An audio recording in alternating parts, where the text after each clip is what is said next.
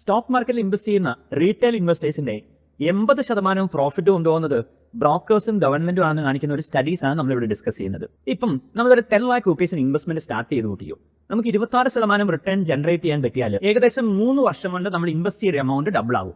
26% very ടഫാണ്. പക്ഷേ എക്സാമ്പിളായിട്ട് നമ്മൾ 26% എടുക്കുന്നു.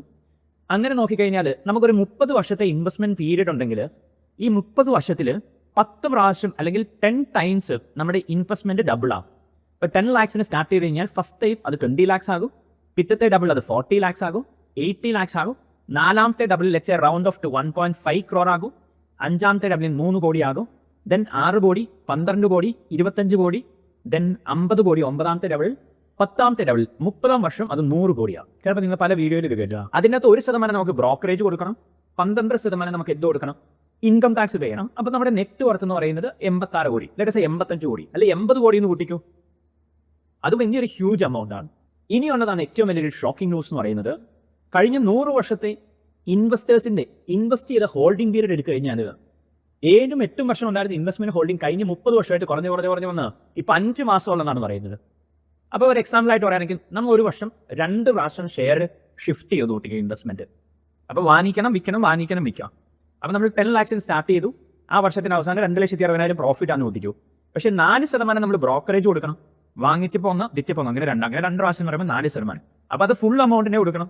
40,000 രൂപ നമ്മൾ ബ്രോക്കറേജ് കൊടുക്കണം. പിന്നെ നമുക്കുണ്ടായ പ്രോഫിറ്റിന്റെ 20% ഷോർട്ട് ടൈം ക്യാപിറ്റൽ ഗെയിൻ പേ ചെയ്യണം. അപ്പോൾ 2,60,000 20% എന്ന് പറഞ്ഞാൽ ഏകദേശം 52,000 രൂപ ടാക്സ് അടയ്ക്കണം.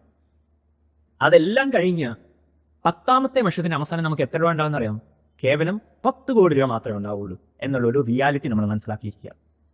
അപ്പം ഹൈപ്പിന് പുറകെ, ന്യൂസിന് പുറകെ പോയി അങ്ങോട്ടും ഇങ്ങോട്ടും ഇൻവെസ്റ്റ്മെന്റ് മാറ്റിയാൽ എന്ത് സംഭവിക്കുന്നത്?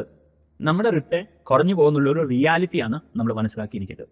ഒരു കാര്യം കൂടി നമ്മളൊരു കാര്യം മനസ്സിലാക്കാനാണ്, നമ്മളൊരു ഫിക്സഡ് ഡിപ്പോസിറ്റ് മേടിച്ച് കഴിഞ്ഞാൽ നമുക്ക് ഒരു പ്രശ്നമില്ല, 5 വർഷം ഹോൾഡ് ചെയ്യാം.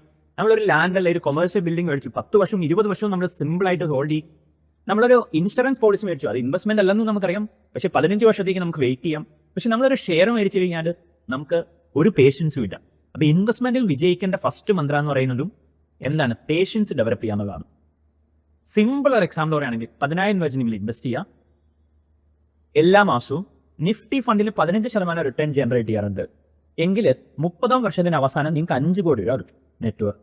10,000 രൂപ മാത്രം ഇൻവെസ്റ്റ് ചെയ്താൽ മതി. ഒരു കാര്യം മാത്രം നിങ്ങൾ ശ്രദ്ധിക്കണം, അത് വെരി വാലിഡ് ആയിട്ടുള്ളൊരു പോയിന്റാണ്. എന്ത് ചെയ്യരുത്? വാങ്ങിക്കുക വിൽക്കുക എന്നുള്ളൊരു പ്രോസസ്സ് നിർത്തിയിട്ട് ലോങ് ടൈമിൽ ഇൻവെസ്റ്റ് ചെയ്യുക. അതാണ് എൻ്റെ ഒരു മെസ്സേജ് എന്ന് പറയുന്നത്. Thank you for listening.